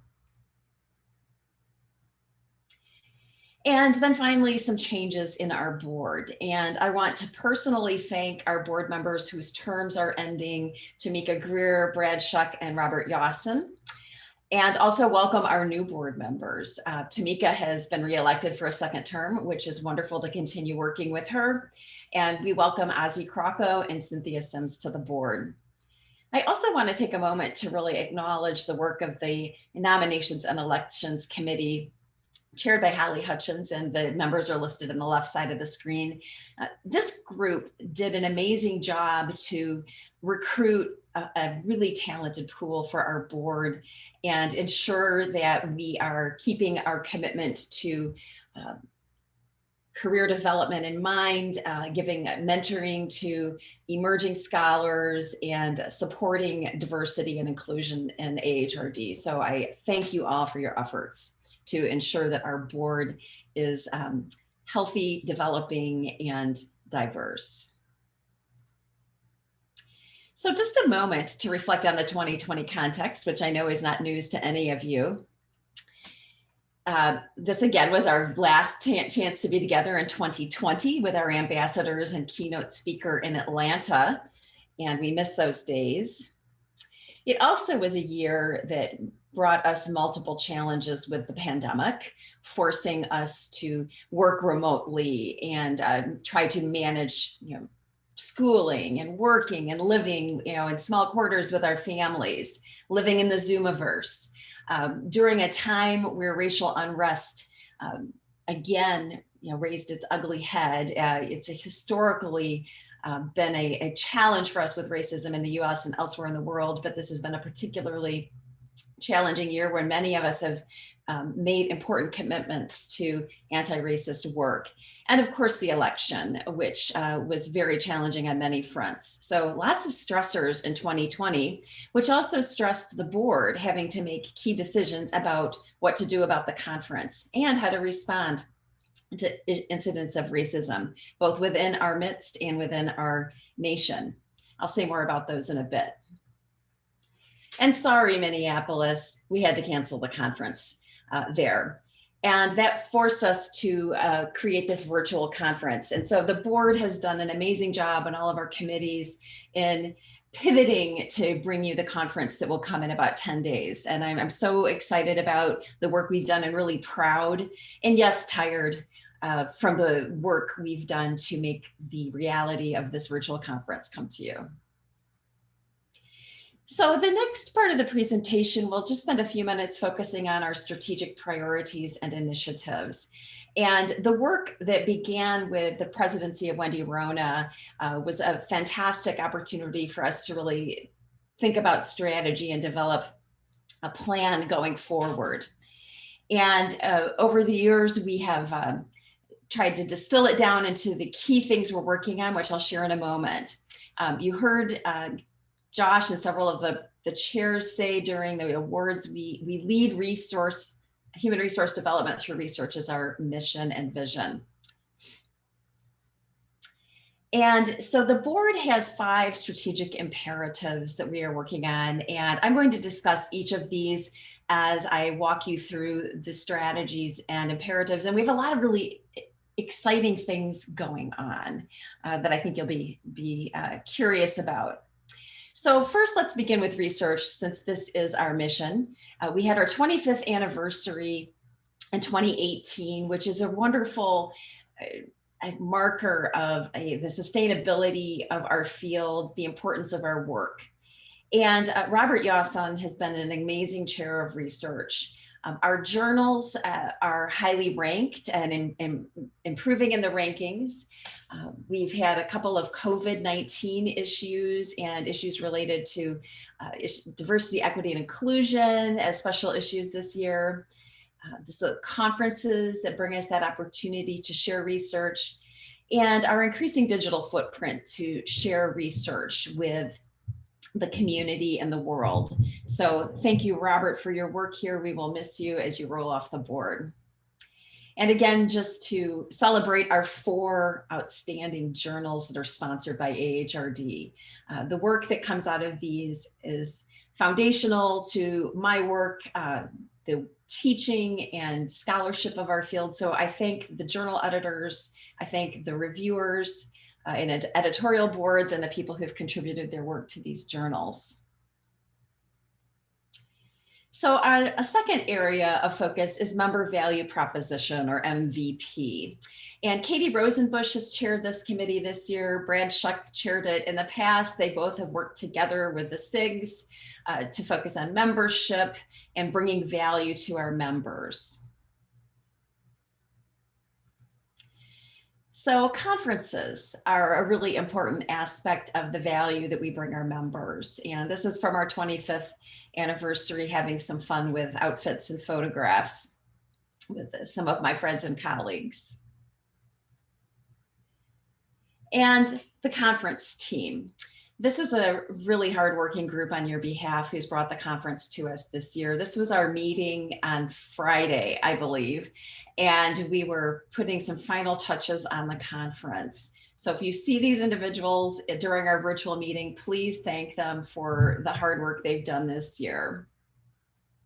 In particular, the conference program team, the team that makes sure that our review process is seamless and that the papers get submitted on time.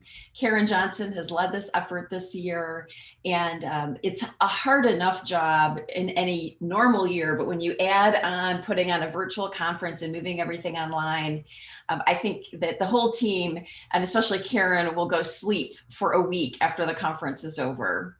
Kathy will be taking over as the head proceedings editor in our next year, and Daysok will come along and move into Kathy's role. So we have a really developmental pipeline for ensuring that our conference program is professional, it's well done and well run. And so again, thank the program team when you see them for their hard work. And then finally, our conferences. The pandemic has caused cancellations of conferences in Europe and Asia, as you can see. And I just thought it might be helpful for you to see where our conferences stand in light of the pandemic. We're very hopeful that the Asian conference will take place in November. And I think we're all watching how the pandemic evolves and the ability to travel. And then we will be in Washington, D.C. in 2022 in the Americas. We are currently looking at what the format will be, given the chance that we've had to change here. And then finally, we will be back in Minneapolis in 2023 instead of this year. Another member value proposition is the Ambassador Program, which was inaugurated in 2019 as a way of involving people to help promote community at our conferences, to ensure if there's someone who's a wallflower that they feel welcome, and to help us really create that sense of community. And so I thank everyone who's volunteered to be an ambassador the last 2 years, and we look forward to welcoming new people into the ambassadors in the future.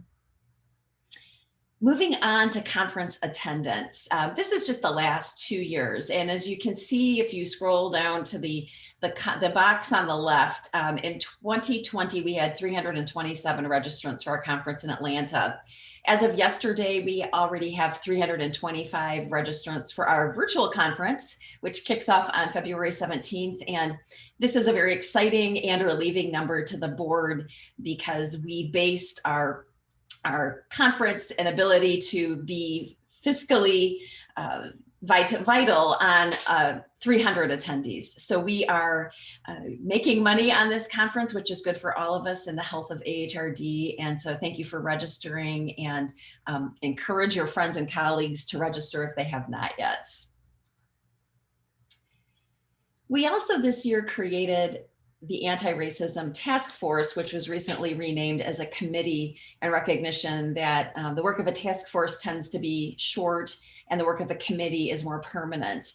And the members are listed down at the bottom of the page. And I would like to especially acknowledge Dr. Shonda Scott. As you may be aware, the board did put out a statement after the George Floyd murders related to our commitment to anti-racism. And it was a Sunday afternoon, and Shonda called me and she said, you know, it's good that we're acknowledging it, but what are we going to do about it? And can you do better? And that was an important moment for my learning as a leader that, yes, we can do better. And I listened and have had a chance to really start working closely with not only Shonda, but the whole committee. And I mean, my commitment as an individual, but also as the president, to lead our anti-racism efforts and to be an example for other organizations to make sure that we address racism in our community and make sure that everyone feels seen, heard, and noticed. the Anti-Racism Committee is sponsoring events. And in fact, this year, we're very excited to be sponsoring the Town Hall Forum, educating about racism and identifying ways we can get better at being an anti-racist organization. So I really want to thank the members of that committee and thank our board for supporting this important value and way of demonstrating our commitment to justice, equity, diversity, and inclusion, and thank our members for joining us in this effort. Another event that the Anti-Racism Committee and board is sponsoring is a really special opportunity to get trained in reflective structured dialogue. Ray Rawls modeled this at our 2019 keynote at the conference in Louisville. It is a process of convening and facilitating difficult conversations. And these are really important skill, particularly in this time when we are trying to have conversations about racism, politics, other issues that divide and polarize our workplaces and our communities. And so I invite you for this very special training opportunity. It will be a virtual training in late March and early April. And there is a registration deadline, and there's also a link, which I hope our moderators will put in the chat for you. I hope you will join us. Space is limited. And then as a follow-up to the reflective structured dialogue, we're hoping some of our members who go through this training will work with us to put on a forum on race, which we expect to bring to the community in April. And this will be a chance for us to use reflective structured dialogue to talk about racism in AHRD and in our workplaces and in our communities. And finally, in terms of member value proposition, last but certainly not least, is the work of the Communications and Branding Committee. This committee is led by Tamika Greer, and the other members are listed at the bottom of the page. We also had interns from the University of Houston and the University of Georgia working with us this year to promote AHRD, to help us brand better. We amped up our webinars, Facebook Live sessions, and are continuing to try to be present in social media outlets. This is twofold. I think one is it's a great way of connecting with our community during the pandemic, but more long-term, it's where we need to be in terms of getting the AHRD community and brand out there so that we can attract members, sponsors for our conference, and so forth. So I really want to thank this team because they also have put in a lot of work this year to bring you the AHRD community virtually. And please express your appreciation. So the third strategic area is fundraising. And fundraising is really important to AHRD for a number of reasons. We are a nonprofit organization, which I think sometimes people don't realize because they think of us as a professional association. The hard truth is we need money to bring you this amazing community. And we look forward to being here for our 50th anniversary in 2043. And so one of my key initiatives as president is really ensuring that we are making money, we are able to bring not only what we have been bringing to you, but new initiatives. So here are some things that have happened related to fundraising and sponsorships in the last few years. The board implemented a give or get policy, which will become effective with the new board in 2021. And this is where every board member is asked to donate or raise $500 every year. We did our first ever end of year campaign at the end of 2020 this year, and we raised over $5,000 for the association. We also really focused on sponsorships for the conference last year and this year and exceeded all prior years with $10,000 plus in donations, and we're at over 13,000 this year. That means that our conference will generate income for the organization, which means we can bring you more programming in the coming year and a better conference next year. We also have implemented the 2043 fundraising campaign, and there will be more information about that coming soon, but we invite you to donate. and we'll put the donation link in the chat if you would be so interested and generous. And I really encourage you, if you can, to support our work, because it allows us to support you, bring you education, and support research. Okay, more about money. Monetizing assets. I know it sounds kind of capitalistic, but as Kathy from Ewald has encouraged me, we are capitalists with a heart in AHRD, and we need to be generating income on the wonderful content that we're developing, again, to ensure the longevity and sustainability of AHRD. So we're really excited this year to bring what we're calling a new master class forward. Former president, past president emeritus, Darren Short, is our director of certificate programs and the host of an upcoming podcast series. We are starting with 10 podcasts, and the lineup will be announced soon, but it will feature key topics in HRD and key scholars, both shining stars and rising stars. So we're very excited about bringing you this podcast and hope that you will be using this information in your courses and in your communities. This photo here is from the 2019 trip to China that several of us made. Ron Jacobs, Jay Ke, Brad Shuck, and myself were all keynote speakers at a conference in China sponsored by a consulting firm called On Demand, which has some proprietors who trained in HRD in the US and now are bringing HRD to China. Although we've had several discussions and have a commitment to creating a China-specific certificate, the pandemic has caused us to put that on hold, and also just some other challenges in the economy and in politics of China right now. But we are excited about this in the future, and I think this will be a really wonderful opportunity to bring AHRD to a new audience and to become even more global than we are today. So finally, I want to talk with you about our financial and membership trends, and then we will open things up for questions. And by the way, we have a link to the report. There's a much longer written report that details all of this information and some things we won't have time to cover today. But let's start with the finances of AHRD. I want to begin though with a really huge shout out to Ewald Consulting.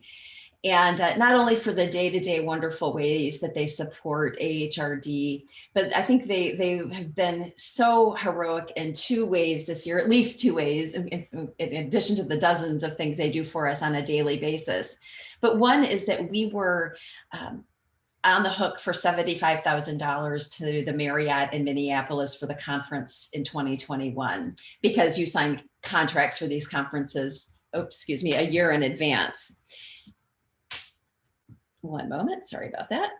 And we had to make a decision to move the conference to a virtual format without knowing if we would have to pay that $75,000 for canceling the in-person conference. So again, the board really did some tough thinking and decision-making around this. We decided the only right thing to do was to cancel the conference. Fortunately, due to the negotiation savvy of Ewald, that $75,000 commitment was forgiven, and we will be moving our conference to 2023 in Minneapolis. That is positioning us in an amazing way to go into the conference, positioned to have an excellent financial return. The other wonderful thing Ewald has done has been our guide in making the conference digital and virtual, and the behind the scenes work that has happened with this, particularly with Dana and Kathy, has been amazing. So I thank you from the bottom of my heart and on behalf of the board. So income, this is 4 years worth of income. And as you can see, we're moving in the right direction. And so for fiscal year 2019-2020, about a $250,000 there. And as I said, the trend is in the right direction. This shows you, though, part of our challenge with declining members and having to try to budget when you aren't sure how many people are going to attend your conferences. And you'll notice that the past 3 years, we've actually wound up passing and ending up with negative budgets. That's never a thing you want to do as an organization. However, the good news is that we have a cushion, we have an investment policy that allows us to take a small percentage of our investment income out of the bank and put it toward negative years if we need to. I'm pleased to say that last year we were 10,000 to the good, and based on our current financial standing, we expect the next year, that the 2020-2021 year, to be even better. And then finally, our conference profits over the past years. We had a really good conference earnings last year with over $40,000 for our Atlanta conference. And because of that, we did not have to pass a negative budget. Well, we actually did pass a negative one because we weren't sure about the $75,000 commitment, but we do not have a negative budget this year. And again, we're really positioned for good things financially, which is a relief and a joy. And our membership trends. Again, some happy pictures of conferences past.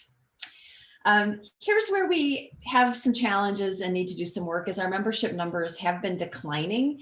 Particularly this year, our student memberships have gone down. So I think really trying to figure out how to increase those. Although we are up from where we were last year. And I also want to thank the work of Brad Shuck in helping us rethink how we put together our registration forms for conferences and give people the option to do a reduced membership at the same time using behavioral economics. So I think that's been a really positive thing to help us begin to nudge our memberships up. And finally, thank you for listening. Thank you for being here. I'm open, as is the board, to your questions and suggestions. And I thank you so much. And my favorite place on the shores of Lake Michigan in Onekama, Michigan is looking very bright, as is the future of AHRD. So I thank you and welcome your questions.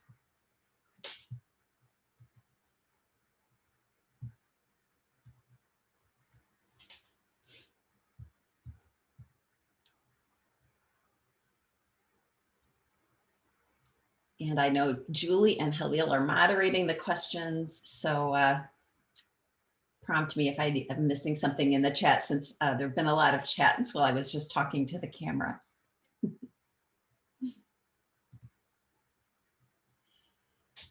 So thank you, Darlene. Have we been able to entice some international folks to be at the virtual conference and to membership?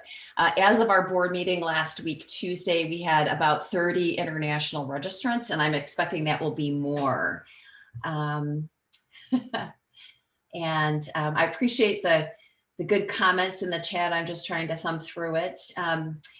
Let me also say, you know, this is supposed to be a business meeting, and we left it in webinar format just because we felt like that was the easiest thing, so people didn't have to switch Zoom accounts. But the board is committing to doing some meetings, quarterly meetings on our strategy, updates on AHRD, that will be meetings and more interactive. And so we're excited about bringing you that will, you know, take a look at our strategic priorities and give you more of a chance to interact with us. And there's, in case not everyone can see the chat, it's coming to panelists. There's a lot of appreciation to our board members and volunteers. And I appreciate those sentiments, because this is a very deserving board of your kudos.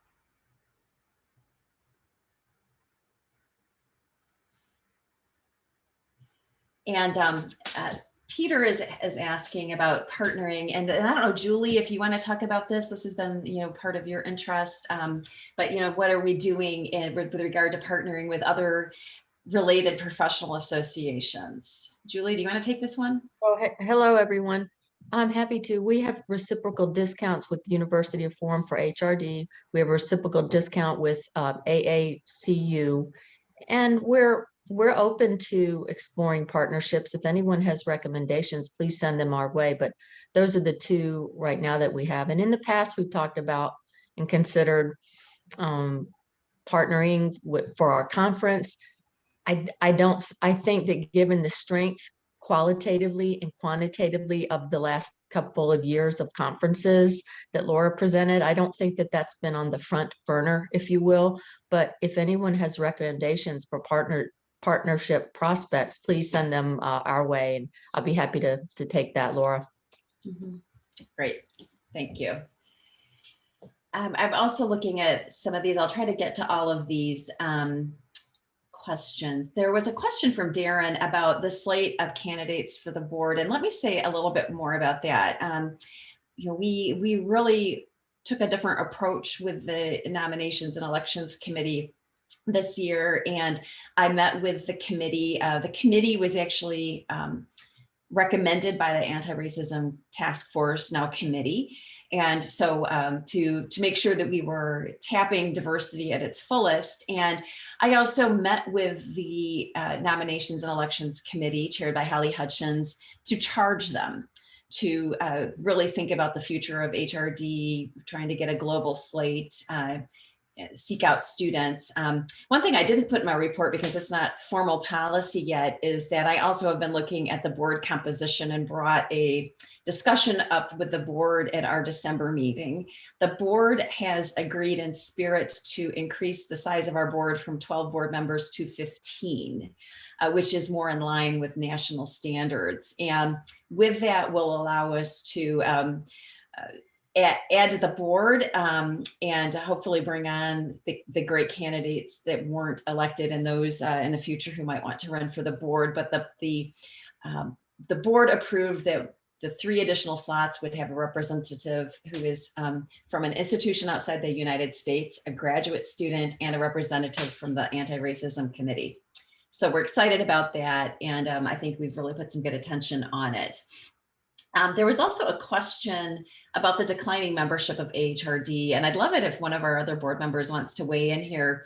We are aware of it, and I think a lot of the initiatives that you see us engaging in this year are in ways that we hope will better engage with people who aren't already members. But we need to also balance taking care of our members. So we would love your suggestions. I do think strategic partnering with other organizations is important. I think the certificate programs and podcasts we're putting out and our outreach through the communications and branding team is important, but I think it is one of those realities that we've been facing. I think that is why we're doing fundraising as well, because I would love for AHRD to be in a position where we would be able to cover our operating expenses with our endowment, and we're not there yet. So any other board members want to speak to memberships?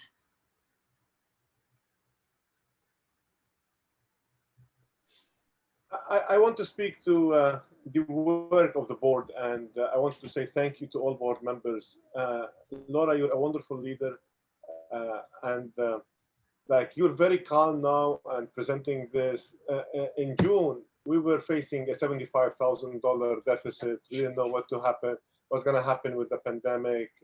We had commitments, and the conference team, especially Karen and her team, you did a wonderful job pulling things together.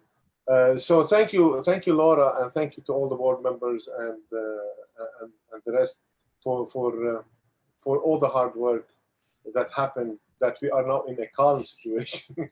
Thank you. Thank you. Hey, Laura, I'll say one thing too. One of the things we're trying to do for the virtual conference for the students is have some customized programming. And that's why we have a pre-conference to kind of really help the grad students feel they're committed and welcome and build the community. And right now I think we have 15 for our pre-conference. So we welcome more people to come onto that. And we're gonna, Brad, Tamika and I are gonna help you kind of through this virtual conference and help you kind of feel welcome into our community. Thank you. Also, there's a question from Sasha about the Asia conference. Can I say one more thing though about memberships, and then we can ask Judy to speak about the Asian conference? Is the board also recommended a task force be created to take a look at the PEN group, the Program Excellence Network, excuse me. And we will be doing that. I think one thing we might want to consider is not being so restrictive and trying to do more programming that would engage programs that aren't necessarily members of PEN. And so we will be meeting with PEN, the PEN members, and bringing some developmental opportunities to that group after the conference, and also inviting some input as to how we might better engage academic programs that currently aren't members of AHRD or Penn. So we are looking at that as well. So let's turn things over to Judy to tell us about the Asian conference and some our other international initiatives. Okay, yeah, thank you, Sasha, for the question. Can you hear me? Actually, because of pandemic, we actually discussed with the Asian, conference team in Malaysia about their, options, and we cannot combine that with the US conference. So now we propose just postpone that Asian conference in Malaysia in 2021. We already have the dates decided. It's November 16th to 18th, but we are still discussing about the the format because of the pandemic. The virus in Malaysia so far is not it's not too positive. So we plan on just arrange a virtual conference on November 16th and then November 18th. If the pandemic is going slow, if it's positive, we may integrate one day a face-to-face conference on November 17th, so that they welcome international scholars. We can just visit physically, but the deadline to decide that is we decide is in on June 30th. That's the day we decide the final format. And Ron Jacksonville will be the the coordinator for the conference. So we have been working really hard on that, and we will work with the Philippine team so far because of the Malaysia conference postponed to this year. So we plan to have Asian conference in Philippines in 2022. So it's as planned. Thank you for the question. Thank you, Judy, and thank you for your work on the international initiatives. And there's another question, and Julie, did you see my message? If you could address this one in the chat. About the PPP loan? Yeah, I'm not familiar with that. Yeah, that was in other not-for-profit context. I know that we've applied, but not AHRD. I don't think that we. The short answer is we didn't seek that loan, and it wasn't a consideration because we have to be blunt. We have money in the bank, so we got a pretty good investment account, and then we keep a checking account. So I don't know. I mean, in hindsight, it might have been a good idea for us to get no interest money, but I'm not sure that that's something that we needed to do. So it's a creative idea, and I'm sitting here trying to think of how it could have benefited us.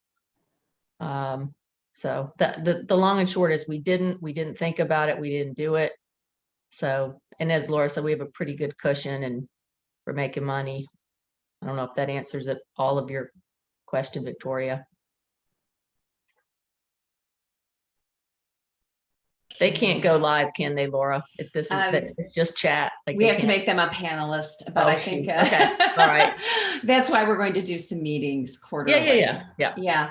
So I don't see any more questions in the chat. I am going to put my email address in the chat. And I am accountable to you as your leader, and I welcome your questions, your criticism, your suggestions, and it is really just a huge point of professional joy and pride to be able to serve in this role. And I look forward to the next year as president. I think it's going to continue to bring challenges as we navigate our way through the pandemic, but we are up to it with the leadership of our board, our volunteers, and Ewald. I'm so thrilled to be a part of this community. And thank you for the time today. I'm really thrilled we've had over 60 people stick around to hear about what's going on in AHRD. So thank you so much. Thanks. Thank you.